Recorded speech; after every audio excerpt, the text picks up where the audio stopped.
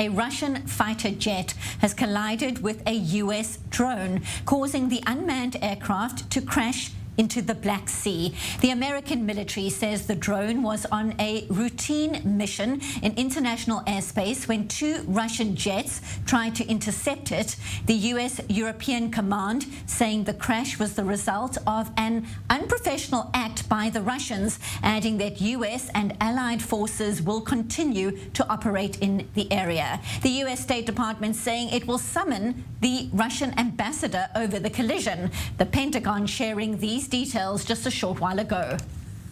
Two Russian Su-27 aircraft conducted unsafe and unprofessional intercept with a U.S. Air Force intelligence, surveillance, and reconnaissance unmanned MQ-9 aircraft that was operating within international airspace over the Black Sea today. To recap, at approximately 7:03 a.m. Central European Time, one of the Russian Su-27 aircraft struck the propeller of the MQ-9, causing U.S. forces to have to bring the MQ-9 down in international waters. Several times before the collision, the Su-27s dumped fuel on and flew in front of the MQ-9 in a reckless and unprofessional manner. This incident demonstrates a lack of competence in addition to being unsafe and unprofessional. So for more, our senior U.S. correspondent Mike Wagenheim joins us from New York. And what an unusual incident, Mike, all happening during what the U.S. says was routine operations in international airspace. We just heard now the Pentagon using terms like reckless and unprofessional. What else are American officials saying?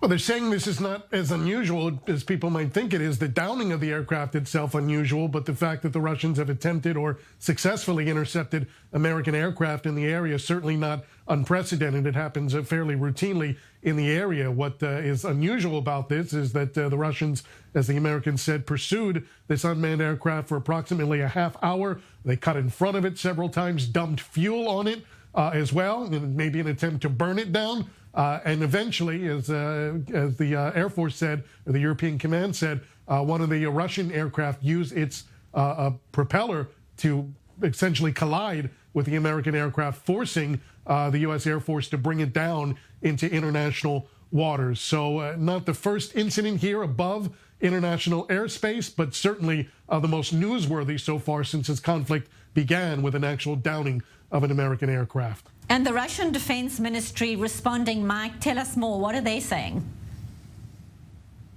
Well, they say that the unmanned American aircraft had its transponders off, which makes it more difficult to track. They also said that the aircraft was flying within the, quote, boundaries established by the special military operation. If you recall, the special military operation of the Russians was supposed to last 3 days. It was their way of conquering Ukraine, and we're a bit past those 3 days now, a year on, and they still call it a special military operation. So they say that the Americans essentially violated the airspace that the Russians set up for this special military operation. It's quite laughable if it wasn't so tragic. But the Russians are also summoning the American ambassador in Moscow for talks on this issue as well. And so while those moves happen, what are defense analysts saying? Is this an intimidation move? What were the Russians really trying to achieve here? What are they saying?